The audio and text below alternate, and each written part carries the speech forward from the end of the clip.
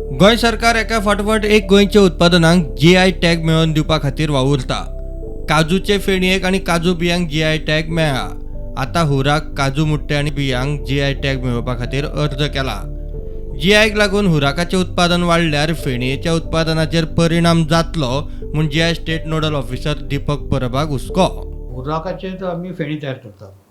आता उर्राक जर फाल्यां जर GI मेळलो आणि Goa government started promoting urrak has a tremendous potential because like Feni, it has strange smell, Feni. So our educated youths are not going for Feni, but they are preferring Urrack cocktails. Suppose this government promote tomorrow cocktails through Urrack hubs in the coastal or in the tourism belt or along the national highways, then definitely it will have some impact on the Feni production.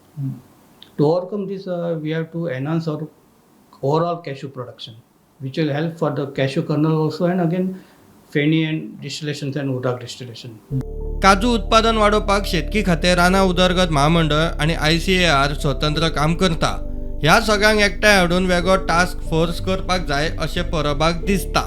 Our agriculture department and even Goa Forest Development Corporation, even ICR, they are working a lot on these issues, but they are working independently. What is important is they have to work together, and for this government has to play a role. Now see, Maharashtra has declared a task force for mango development in the Konkani region. Similar basis, Goa government has to come out with a task force for the cashew development, where one single high level official can interact with three departments, bring all these three departments, and can put the efforts together. Then only this will possible to enhance the cashew production within the shortest time possible.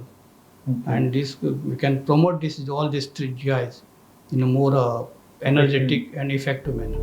प्रुडंटा खातीर लौकीक शिलकार आनी video journalist Rupesh Rawat.